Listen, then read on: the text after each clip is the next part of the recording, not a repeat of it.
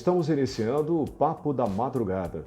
Todas as sextas-feiras estaremos com você comentando as notícias nacionais e internacionais. Eu e Marcelo Campos. Marcelo Campos, tudo bem? Boa noite, Ronaldo. Essa semana aí não foi fácil para ninguém, né? Mas vamos falar de hoje. Nós tivemos a repercussão das declarações do Eduardo Bolsonaro. Tivemos também mais uma semana ruim nas bolsas do mundo inteiro. A revisão do nosso PIB para baixo, a aprovação pelo Senado do estado de calamidade, o preço do petróleo continuando em queda e a coletiva do presidente hoje com a participação de vários empresários e a presença do ministro da Saúde, Luiz Henrique Mandetta.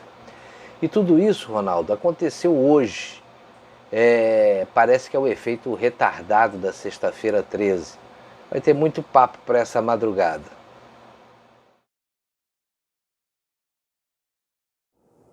Pois é, Marcelo, depois das declarações polêmicas do Eduardo Bolsonaro, né, com relação à China, aquelas coisas todas, o embaixador chinês respondendo também de forma contundente, hoje a Band, no Jornal da Band, chamou o ministro das Relações Exteriores, Ernesto Araújo, de idiota. Tá feia a coisa, hein? Pois é, Ronaldo, a declaração do Eduardo Bolsonaro foi inoportuna. Embora muita gente, inclusive o jornalista José Neumann e Pinto, do estado de São Paulo, considera que ela tem algum fundo de verdade. Mas foi como eu disse, inoportuna. O pior foi o nosso chanceler entrar nesse circuito, porque acabou chamando a crise para o governo sem a menor necessidade. A declaração foi de um deputado federal e o presidente da Câmara, Rodrigo Maia, acabou entrando no circuito para pedir desculpas lá para o embaixador. O editorial do Jornal da Band pegou pesado, eu achei, porque chamou o ministro de idiota e o deputado de irresponsável. Vamos rodar o vídeo.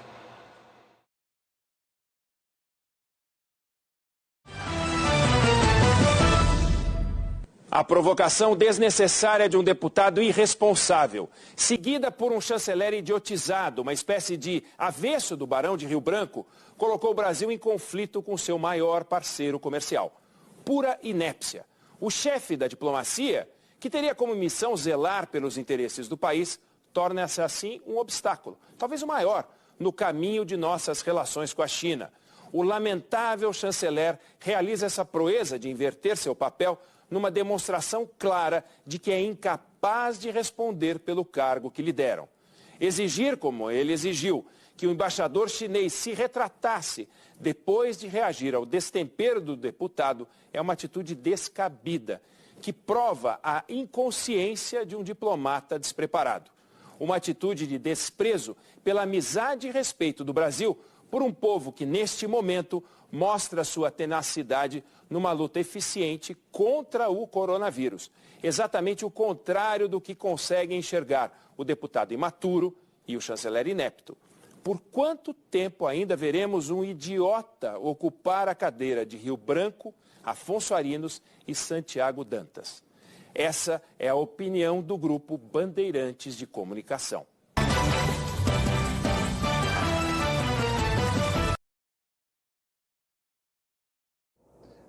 E a bolsa, hein, Marcelo? Caiu hoje 1,85%. O recuo dessa semana foi de quase 19%. Você acha que pode piorar? Essa foi a pior performance desde outubro de 2018. E eu acho que vai piorar sim. Mas o freio na piora e eventuais recuperações vão depender muito da condução dessa crise. Por outro lado, de algum tempo para cá, com a queda dos juros, muitas pessoas que não investiam na bolsa passaram a fazer uso desse tipo de aplicação. E bolsa é aplicação de longo prazo, né? Se você investiu em bolsa e tirar seu dinheiro agora, nessa crise vai realizar o prejuízo. Calma e muita paciência, porque as coisas vão melhorar, pode demorar um pouquinho. Aí você recupera as suas perdas se tiver investido em bons fundos de ações. O pânico não vai levar a gente a lugar nenhum.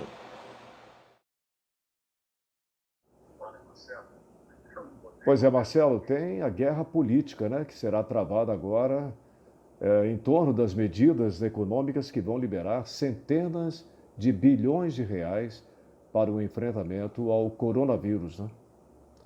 Coisa está difícil, hein? O ministro Paulo Guedes está fazendo a parte dele. O governo vai precisar ajudar muita gente, do trabalhador informal, passando pelos micro e pequenos empresários e até algumas grandes empresas, para que a gente não tenha um colapso aí na economia. Você imagina a situação dos comerciantes que foram obrigados a fechar suas portas. A situação já não era boa. E com as perspectivas que a gente tem agora, a situação vai ficar bem complicada. Você imagina um negócio ficar fechado por 2 meses. Os políticos falam em adiar as eleições e prorrogar os mandatos de prefeitos e vereadores para depois juntar tudo numa mesma eleição em 2022. Oportunismo puro, né? Alguns acham que isso é até golpe. Eu acho que a eleição não deve ser adiada.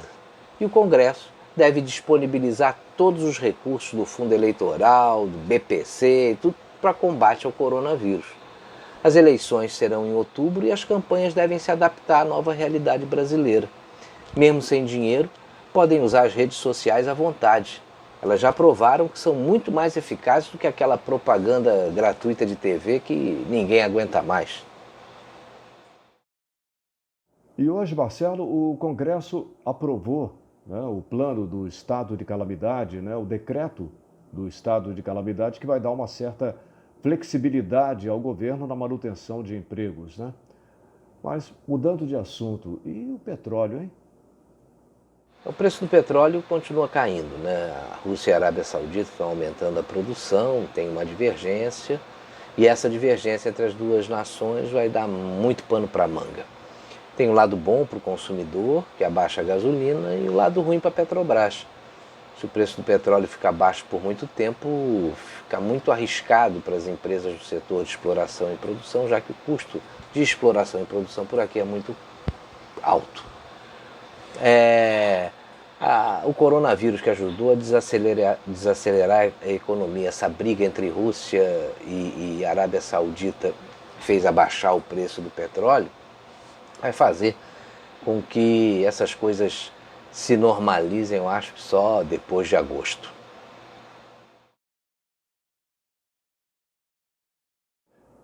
E hoje o ministro Mandetta, na reunião com empresários, junto com o presidente Bolsonaro, pediu muito a ajuda da Rede D'Or, é uma rede de hospitais aqui do Rio de Janeiro.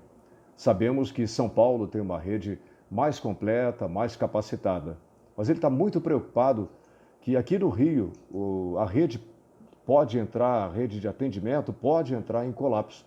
Aliás, não só no Rio de Janeiro, no país inteiro, né? E isso por causa do atendimento, principalmente às pessoas carentes. E esse colapso, como explicou o ministro, pode acontecer pela quantidade de pessoas ocupando todos os leitos disponíveis por aí. Ele comentou que não adianta você ter um plano de saúde se não tiver lugar para ficar internado.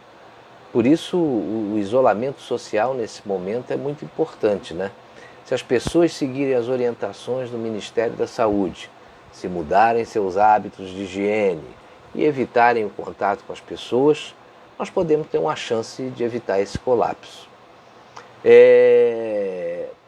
Mas o que me impressiona é que ainda tem muita gente que acha que isso é uma marolinha ou uma gripinha.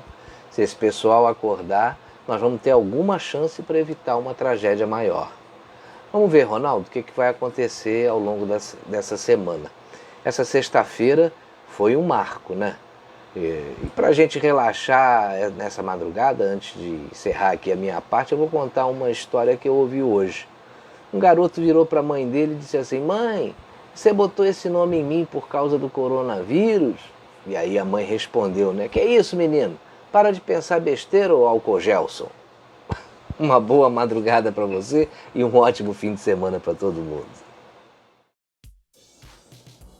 Pois é, semana que vem tem mais. Instantenews.1. Informação objetiva.